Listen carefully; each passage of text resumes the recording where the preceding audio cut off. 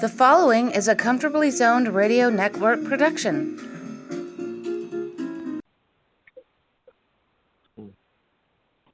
Hello, everyone. Welcome to Comfortably Zoned Radio Network. I'm Rob Denninger, and I'm here at Jack DeCrow. And as always, we're talking Yankees baseball. How you doing, Jack?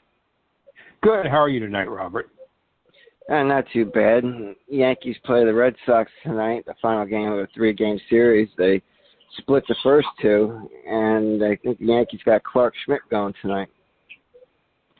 Well, he's pitched pretty well his last two times out. I mean, they really need him to step up, with Sevy struggling and Cortes on the disabled list. So hopefully he can have another good outing tonight. Yeah, the Yankees, they're 5-5 in their last 10 games. They're still 10 games over 500, but Tampa's 27 games over 500, and not going to catch them anytime soon. But, yeah, it'd be nice to get a win tonight.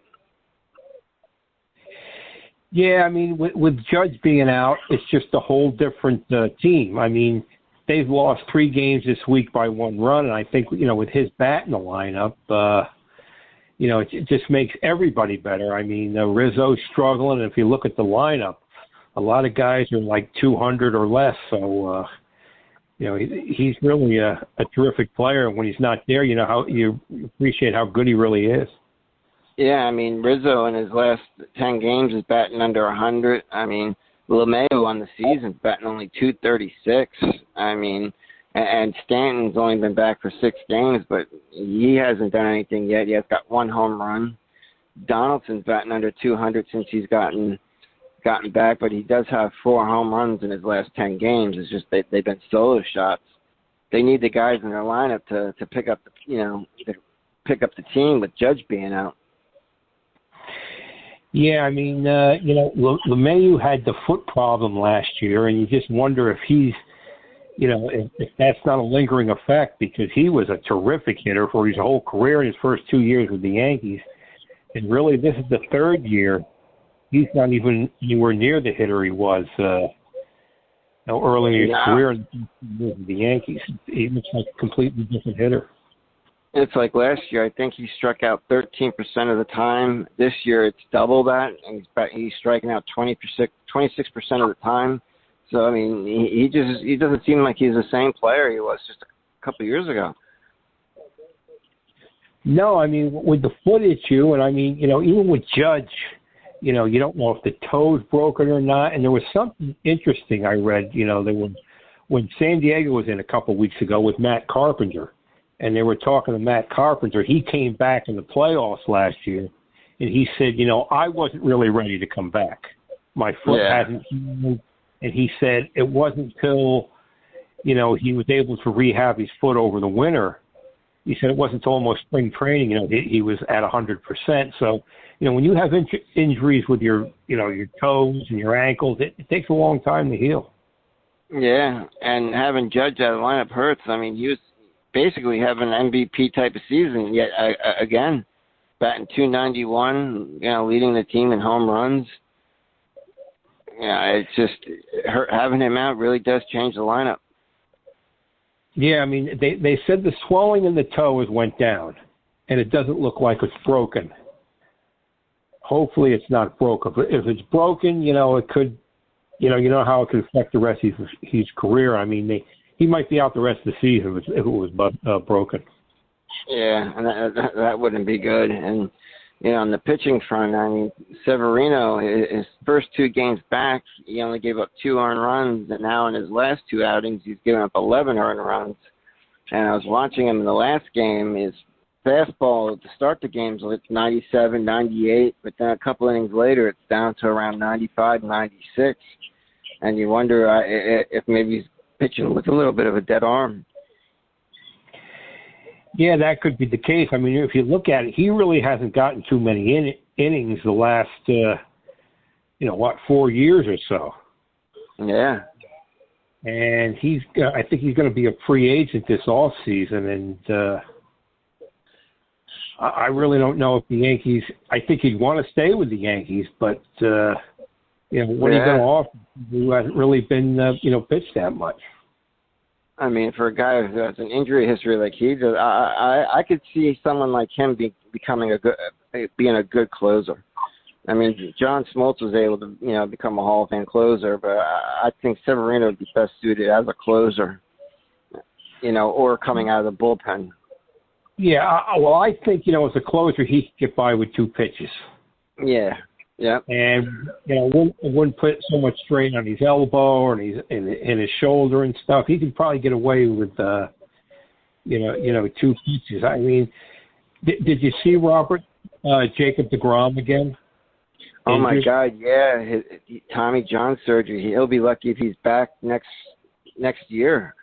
He might be out until the end of next year. I mean, it's unbelievable. I think he averaged something like 12 starts this season with the Mets because of injuries, and here it goes again. The Mets are probably thanking the lucky stars they didn't sign him. Yeah, he got 6 starts this year with the Rangers, and I think the last game he pitched with them, he got 11 strikeouts in 6 or 7 innings, but the guy didn't stay healthy. Thank God the Yankees didn't go after him.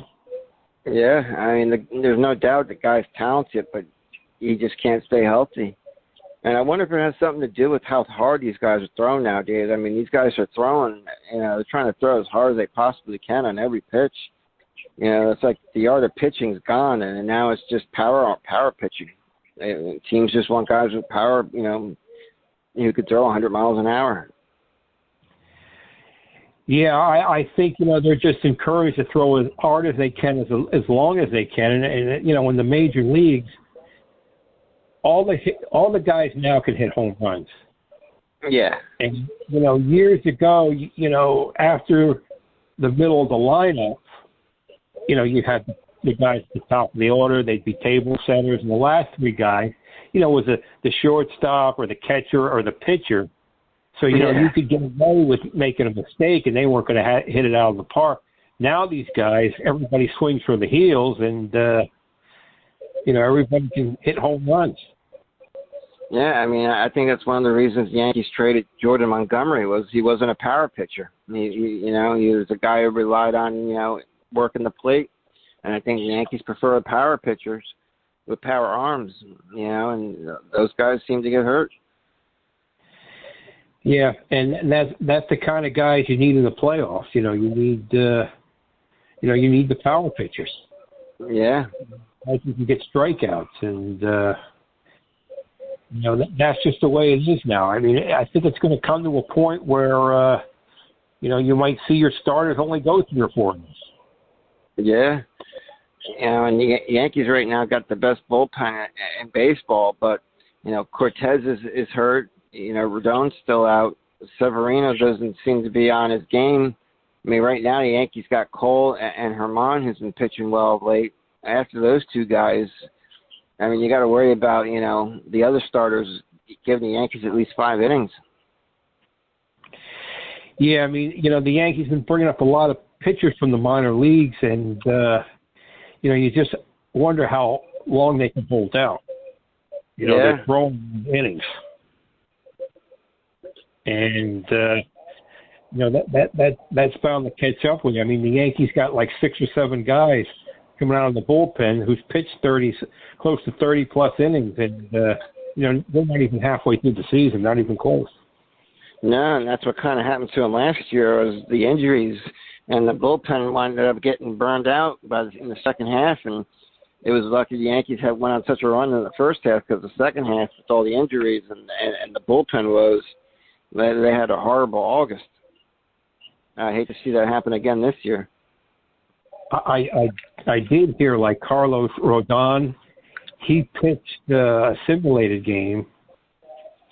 He pitched the game the other day when they had to cancel because you can talk about all the smoke going on up there, but he threw a couple innings that day. Yeah, apparently today he was throwing some live batting practice, and then he drilled Willie Calhoun in the elbow. And Calhoun says he's 100% okay, and I think he's in the lineup tonight. But Rodon was also throwing live batting practice today. So hopefully we'll see him soon, barring a setback. how was it, Robert, up there? With like, I'm in Florida here, but what was it like when it was all that smoke and everything? Was it as bad as it sounded? Oh yeah, yeah. I forget what day it was. I came out of work and it was just an orange haze outside, and I'm driving home at 4 or 5 o'clock, and I had to have my headlights on because it was so thick. It was unreal, and it was like that for 2 days, where it was just so thick that so it was it was something. I never seen anything like it. It was crazy. So it was like a haze, an orange haze? An orange haze, and the air quality at one point was like 274, which is extremely hazardous.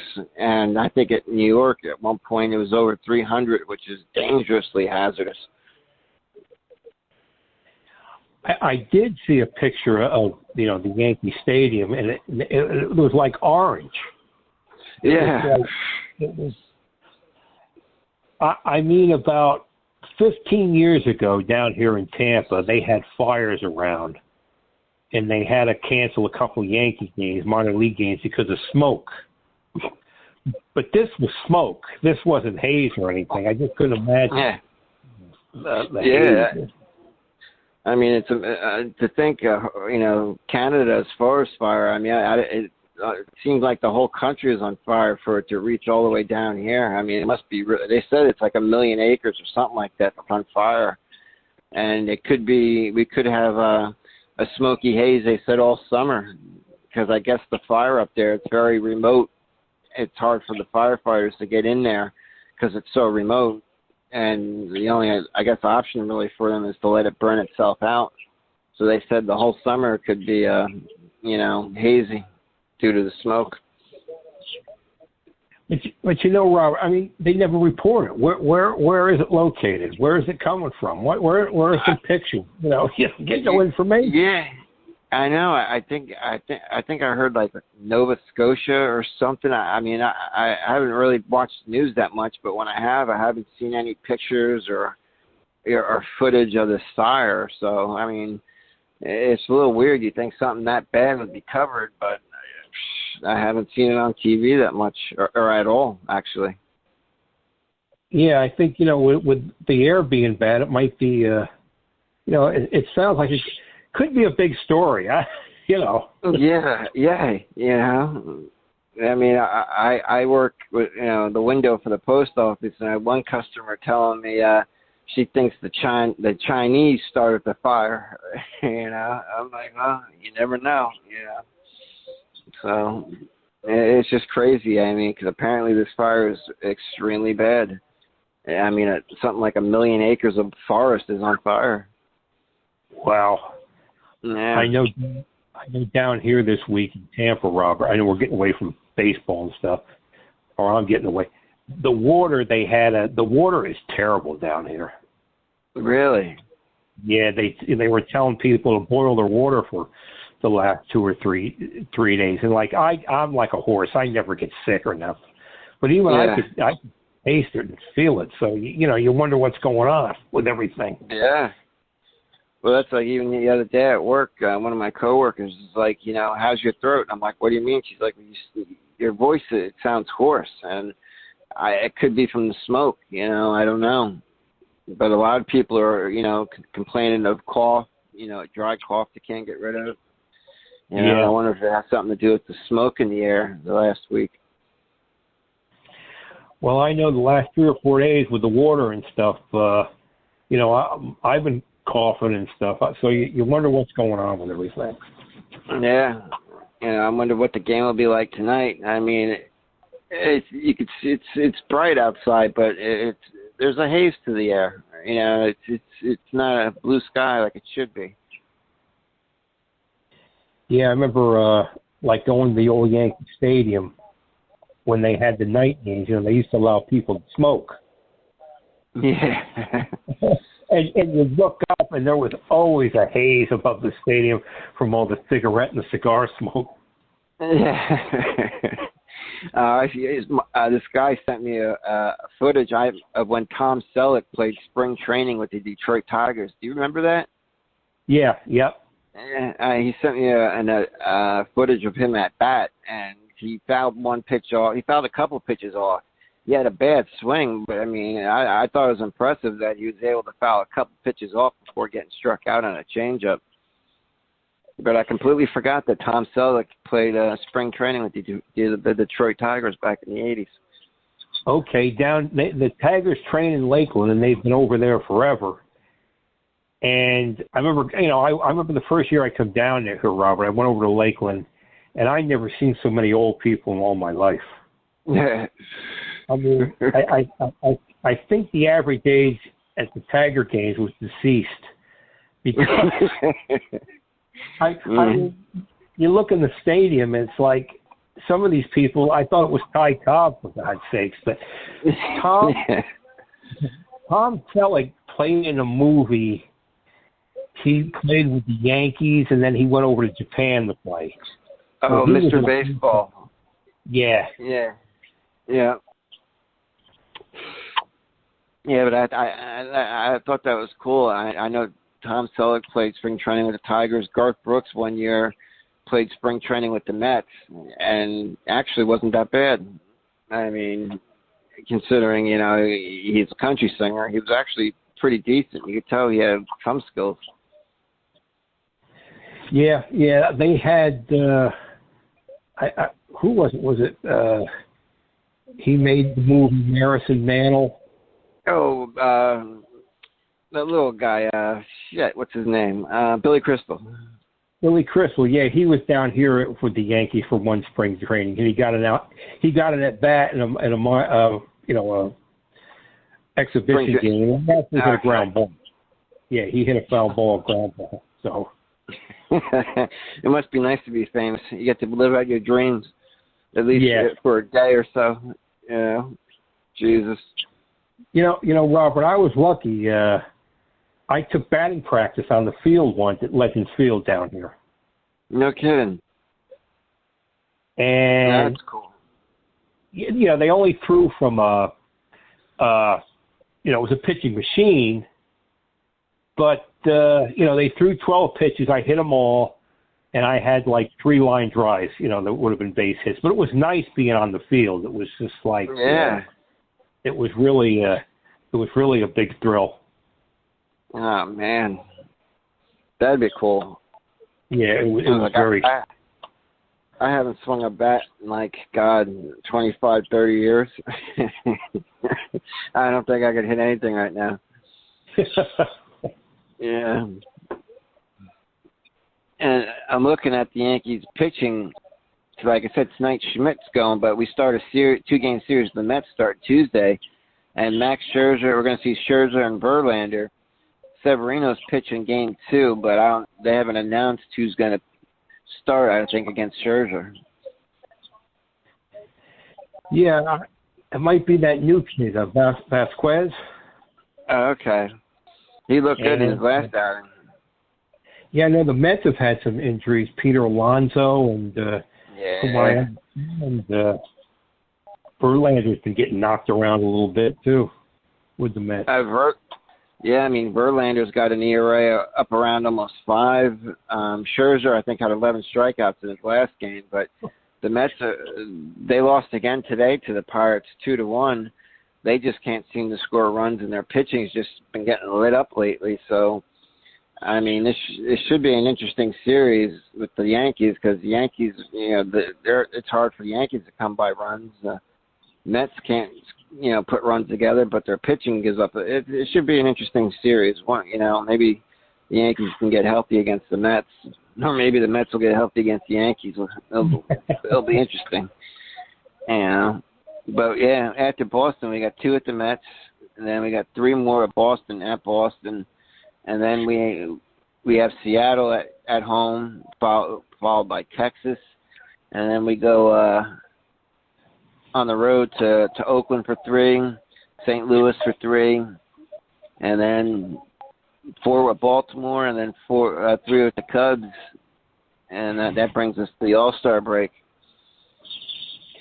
Well, hopefully they can, at least play a little, 500 ball a little better and stuff. And it's always fun, I don't know if they go out to Wrigley Field, and the Cardinals have a great tradition. That's those games are always fun. And anytime you play the Red Sox and the Mets, so there's some good matchups coming. Yeah, it's like we're at St. Louis, but we have the Cubs are coming to Yankee Stadium. I would have liked to have gone to Chicago. I mean, Wrigley Field is one of the oldest fields left in the major leagues. It would have been nice to have gone and have the Yankees play there. Yeah, they've played it out there a couple times. It's it's Wrigley Field and Fenway Park, and that's it. And one of the things a lot of the fans, me included, you wish you could have kept the original Yankee Stadium. Yeah. Why they couldn't make it a national landmark or something is because in 74 and 75, the Yankees played in Shea. And they remodeled it so much, so technically it wasn't, the original. So I love that. That stadium was great. I mean, you walk into on the third base side and you see that wall of seats out in right field, and you felt like you're right on top of the field. And the new stadium, you just don't have that feeling anymore, being right on top of the field.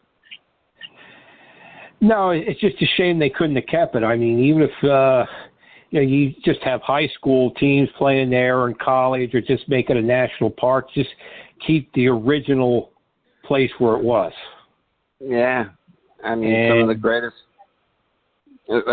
Some of the greatest players to ever play, Ruth, Garrett, DiMaggio. I mean, they played on that field, and now it's gone.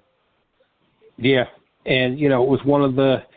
People didn't even like baseball. When they went to New York, you wanted to visit Yankee Stadium. It was like, one of the treasures of the world. Yeah. I mean, you got Fenway, like you said, you got Fenway and Wrigley left, but it was Yankee Stadium, Fenway and Wrigley. Yeah. But until we find out more about Aaron Judge, guys like Rizzo, LeMahieu, Donaldson, and especially Stanton gotta carry this team. I mean, Stanton, when he gets hot, can carry any team, but like you said, he's a power hitter, and it takes a while for those guys to get back into the groove of things. One of the things I've heard some people say, Stanton looks like he's gotten bigger. Yeah, he's already big too. I mean, he's huge, but they said that maybe he's gotten bigger. So I don't know what's going on. I mean, there's even been talk. Some of the fans are down on Volpe, and on sports radio up here, there's a lot of people calling for the Yankees to send him back down to AAA to get his confidence back. But, one radio host made a good point. The Yankees, this is his AAA season, and it's in the majors. You're watching a young kid develop in front of your eyes. There's no reason to send him back down now. You brought him up. You knew he was going to have bumps in the road. He's got to develop. So there's no point in sending him back down now. No, I mean, he's on pace. He'll have like 22 homers, 65, 70 RBIs, and like 35, 40 steals. He feels his position well. And, hitting at the bottom of the lineup, he's giving you what what you could expect. I mean, he's fourth on the team in home runs, and he's got 9. Torres and Rizzo got 11, and they're second and third. The only guy who has Judge has 19, but other than Judge, Rizzo and Torres has 11, followed by Volpe with 9. So Volpe's right there among the other players in the team leading home run category. And plus, the Yankees have veterans, who can help the kid along. Rizzo, and they got LeMahieu, and they got Judge, and Boone's been around baseball forever, and the family, they've been around baseball for 50 years, so. He's got people he can go to, and they can, help him get through. I mean, It's like Stanton's only played 19 games, but he's only batting 236. Donaldson's only played 12 games, but he's batting 154. LeMahieu's played 57 games and is only batting 236.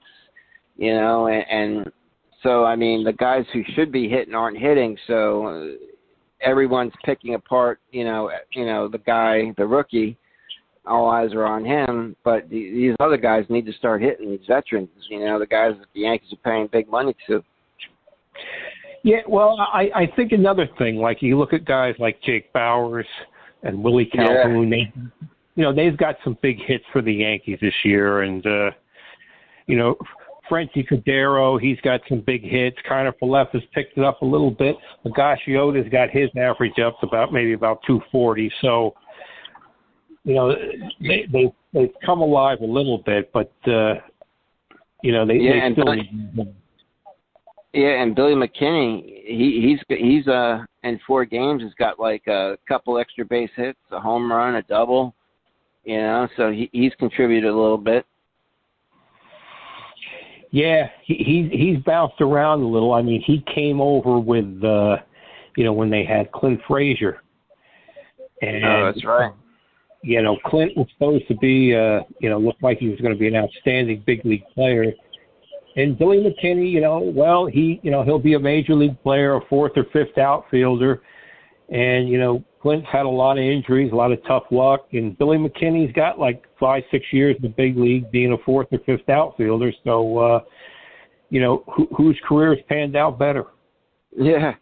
And another ex-Yankee we were talking about off air, Gary Sanchez with San Diego in 10 games has 5 home runs and has now become San Diego's #1 catcher. Well, I believe over the last 5 or 6 seasons, he's hit the most home runs of any major league catcher. So I was a little surprised nobody picked him up in the off season. I mean, catchers usually don't hit too much, and he still had 15 homers and 61 RBIs last year. So it's good to see him take advantage of his opportunity. I know he's with the Giants and the Mets, so the Padres gave him a shot. And he's taken a big advantage of it. Yeah, in the last few years, Yu Darvish has had a personal catcher. His last name was I forget his name, but he had a personal catcher, and in Darvish's last outing, he got rocked for 7 runs or something like that. So Gary Sanchez caught him in his last start, and he pitched 7 shutout innings. So that's I think when the Padres decided to make Sanchez the #1 catcher, plus the fact he hit 5 home runs in 10 games didn't hurt either. Well, I know when Sanchez was with the Mets, he only caught a couple of games. He caught Matt Scherzer, and Scherzer was raving about the job he did, behind the plate. So, Gary, maybe he's picked it up all defensively. The relationship between a pitcher and catcher, in baseball means everything. So, I hope it works out for him. I mean, because when he came up, he just exploded onto the scene. I mean, even if he's half the player he was, he's still a hell of an offensive threat. Yeah. Well, hopefully, he didn't perform well in New York the last couple of years, but the way the fans were on him, I mean, that's kind of ridiculous too. But hopefully he can just step it up and have a good career. Yeah. And a team that surprised me this year is Baltimore. They're 40-24. They're 5.5 games back of Tampa. I thought the Blue Jays would be the team that would be the surprise team in the East, but it's been Baltimore this year. Yeah, they come on last year. They were over 500 for the first time in a long time, and they, you thought they'd be good, but you didn't think they would be this good. So, it's good that Baltimore's a good baseball city. It brings back the days of Boog Powell and Frank and Brooks Robinson. So I hope the Orioles can keep it up. I always liked the Baltimore Orioles. Yeah, I mean, not that Toronto's having a bad season. I mean, they're over 500. It's just, I didn't see Baltimore being this good this quick. No, I didn't see that either. I thought Toronto would be, an up-and-coming team for years. You could see it coming, but they got in the playoffs last year, and they haven't really, performed up to expectations. I don't know. Maybe we'll see Mattingly as a manager if it continues. Yeah. But, yeah, because Donnie got offered a number of jobs, I guess, this offseason, and he turned them down, and he took a meeting with Toronto, and for some reason he accepted the bench coach job, even though he turned down jobs to manage other teams. So I wonder if there was a kind of agreement if Toronto struggles, you become a manager, So it'd be interesting to keep an eye on. But Toronto's not having a bad year. They're, like I said, they're over 500. It's just, Tampa's 27 games over 500. Yeah, well, everybody in the Yankees division is doing well. Yeah. They really got the toughest division. The worst record is the Red Sox, and they're 500. So. Yeah. That's like I was looking at the standings before. The Central's the worst division, I think, in the American League. The Twins are in first place, and they're only a game above 500. Everyone else in the division's below 500. Yeah, there's always one division that struggles a little bit, and I remember, Robert, just jumping around when the Mets got in the World Series in '73. I think their record was like 82 and 79. So you just don't know. Yeah. And on June 7th is Thurman Munson's birthday. Yeah, I seen people posted that, you posted it and stuff, and it brought back a lot of memories because people remember what a great player Thurman was, and he's gone too soon. Yeah. It's like, how old would he have been? He would have been, he was born in 47, so what? He would have been like 77, something like that? Yeah. 47 was he? Oh, is he 53? Yeah. Oh. Yeah. Boy, the years fly by. It's like he's been gone longer than he was alive. Yeah. And I remember like maybe 8-10 years ago, Mrs. Munson said that, he only lived 32 years and he's been gone 33. It's just amazing how, time flies. Oh, yeah, and there was an article the other day about the Yankees. They're looking at that guy, Liam Hendricks. I think that's his name, for the White Sox, the closer. It's a guy that they could have interest at during the trade deadline. Well, I think you're going to see him go after, you never have enough pitching, and you don't want him to, defeat the bullpen because, you're going to overwork those guys. So I think that's a possibility. The White Sox have really underachieved this year. So, they're struggling. You look at their players, and they'll be available in a month or so. I wouldn't mind getting a closer, but I think we also need to add another bat to the lineup, whether it's in left field or somewhere else. But I think, especially if Judge is going to be healthy and come back at some point, I think we could use another bat in the lineup. Yeah, Yankees do need more hitting because nobody can stay healthy. Yeah, like there's nobody you can count on. It's crazy, the injuries, but our major problem in the playoffs is we can't hit. We just can't seem to hit in the playoffs. Well, the big thing in the playoff, I heard an interview with Boone last year, and I got to admit, he said they hit the playoffs, but they don't hit in the championship series. Yeah, that's true. He does make a point there. Usually before they get to the championship series, they hit. They scored runs against Cleveland last year. But they get in against the Astros or the Red Sox, and they just don't score no runs. Yeah.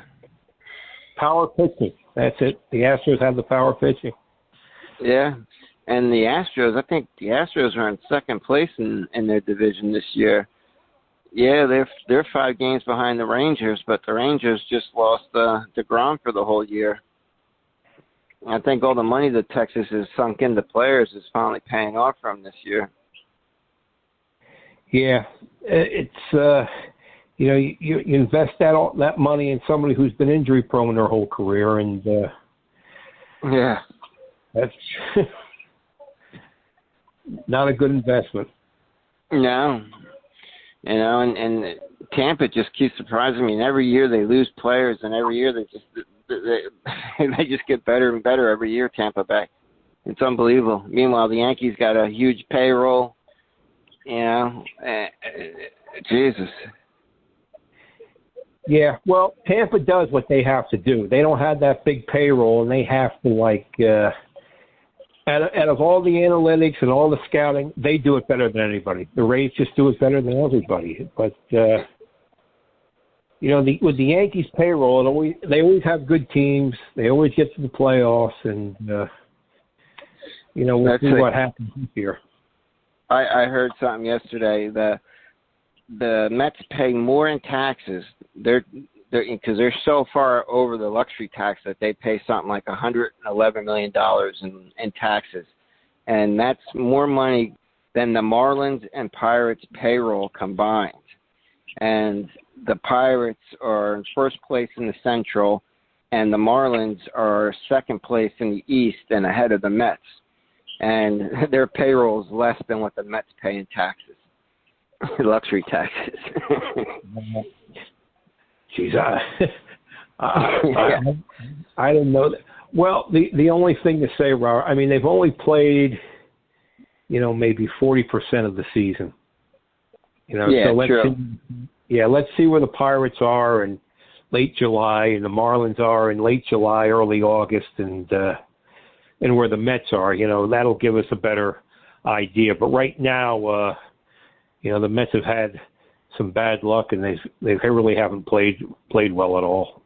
No, it's like the Mets. They were 2-8 in their last 10 games prior to losing today. So I mean, the Mets, like I said, that 2-game series, the Yankees. It'd be interesting to see. Well, we're it's getting always their fun. 2 best pitchers. Yeah, I remember when they had the first series. I don't know, 97. I remember going to the third game. It was the first time the Yankees and the Mets played the series, and I remember sitting in left field at Yankee Stadium, like 500-some feet away, and the Yankees won the game 3-2 in 10 innings. David Cone balked in the run in the 9th inning. The Mets tie, and then Tino got a single in the 10th to win. It was a great atmosphere. It was a lot of fun. Yeah. I wish I could have gone to the World Series when the Mets and Yankees were, Subway Series, because that was the year that I think Roger Clemens beamed Mike Piazza in the head, and then in the playoffs of the World Series, Mike Piazza his bat broke, and Clemens kind of threw it at him. I loved it back then. Yankees were a gritty, tough fighting team. Yeah, that was a tough series. I mean, it was only 5 games, but it was like, the Mets had a guy on first, and the ball hit the top of the left field fence, and he got thrown out the plate because he hesitated for a second. Yeah. Vizcaino got the big hit in the 11th inning to win the game. There was a lot of one-run games in that series. That was a nerve-wracking series. That was a tough series. Yeah. It's like Bobby Valentine he was a good manager. He was actually a really good manager for the Mets. Yeah, when both teams are doing well in the city, it's it's a tremendous atmosphere. You wish it could happen again. Yeah, and we gotta, our schedule's not that tough going forward, but like we were saying earlier, we need our big bats that are in the lineup to start hitting to help carry this team like Judge is out, because the Yankees, they keep the injuries secret, and you don't know how long a player is going to be out for. So, I mean, Judge, he could be out for another week, or he could be out for another 3-4 months. You don't know. So I need the guys to start hitting. Yeah, you never know, Robert. Let me tell a little story. Yeah, please. I was looking through some old ticket stubs the other day, and I seen this ticket I had from June 5th, 1971. It was ball day, and I went on from Netcon Sports Club. We went on a bus trip. But anyway, we got to the stadium, and out in right field, they used to have a telephonic Hall of Fame, and it'd be Mantle, DiMaggio, Ruth, Gehrig, Early Combs, the Scooter, Yogi, and you would pick up the phone and you would listen to the players, a great moment in their career, listen to them talk. And I remember my friend Louie, who pitched in the minor leagues with the Giants, picked up Lou Gehrig. He was doing his speech, and somebody put mustard on the phone. No kidding.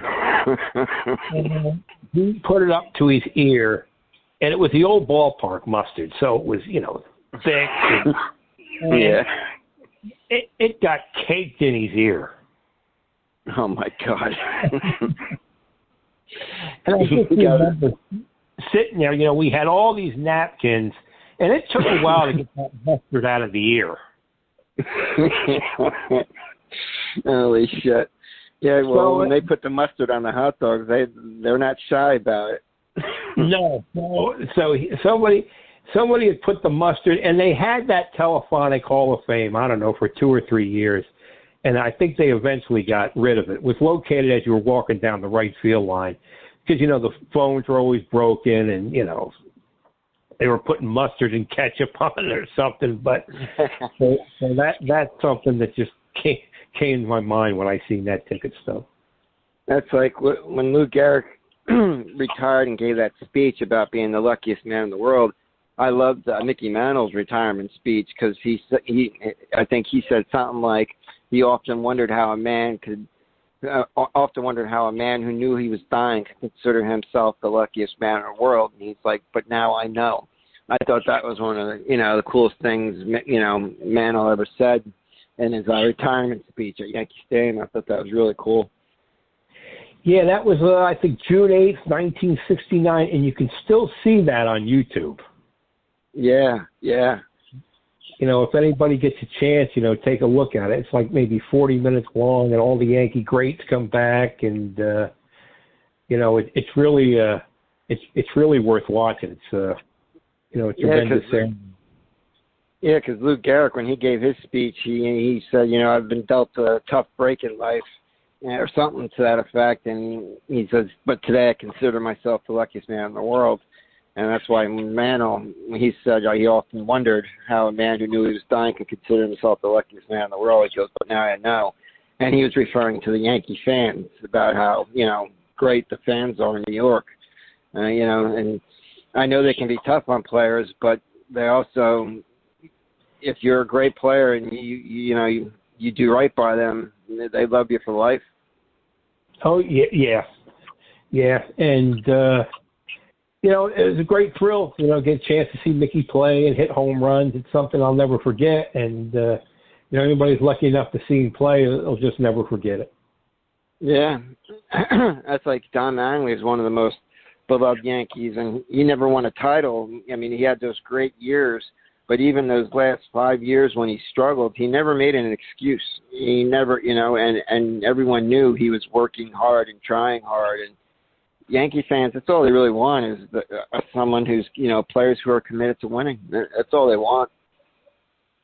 Yeah, if you give 100% and,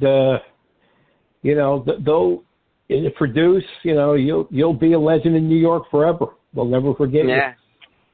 And that's one of the things that's bothered me, in recent years with the Yankees. You don't see a lot of emotion out of these guys when they're going through tough streaks, like you used to see Paul O'Neill, beat up a water cooler, or if a guy got hit, you might charge them. You don't see any real, fire and emotion from these group of Yankees, at least not the last 4 or 5 years,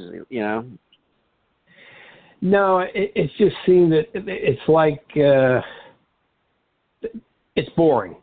You don't see like And I think the thing is, Robert, when you have players, you cheer for the laundry now. The players on the team, they come from somewhere else, and it's like if you have a guy on your team for 5 years, it's a long time. And, years ago, man, I'd play with the same team 8, 10, 12 years, and now it's like, well, if I don't play here, I'll go to Boston, or I'll go to Chicago, or I'll go to Cal. So it's a whole different game. Yeah, and it seems like analytics, baseball has just been taken over by analytics. That there's just no emotion in the game. There's just no spark to it anymore. It's all numbers. No, I mean it's still a great game, but it's hard to follow a team when they change so many players, year after year. It's not the same. I know we haven't spoken in a couple of weeks, but try to go again next Sunday. The Yankees, last 10 games at 5-5. Hopefully next Sunday they'll be playing Boston again. So when we talk, they all have played the Mets in Boston again, and so hopefully out of those 5 games, they win at least 3 of them. Got to stay at least 500 or a couple of games above it, especially while Judge is out. Well, it's always a pleasure, Robert. You never know what's going to happen with the Yankees. A week ago, everything would have been, super rosy. Then everybody gets hurt again. So you never know what's going to happen. Yeah, and Bader, they said, could be back in a week, or he could be back in 2 weeks. Greg Allen, they said, with the hip flexor, he's out for 6 to 8 weeks. I don't know if there's a real timetable on Nestor Cortes. So hopefully no one gets hurt from now until the next time we talk, because I don't think the Yankees can handle any more injuries. No, it's a mass unit, so we'll have to see, Robert. And I look forward to talking to you soon. Yeah, and like I said, tonight the Yankees play on ESPN. I think they start at 7 o'clock. They got Clark Schmidt going. Well, hopefully they'll pitch a good game, and Yankees get a win. Yep. Okay. Until next Sunday, we'll talk to you all then. Take care. The proceeding has been a Comfortably Zoned network production. You are advised to keep your dreams wet, your humor dry, your children and grandchildren out of military recruiting offices and off the laps of clerics who wear dresses. Thank you for listening, everyone. Happy trails.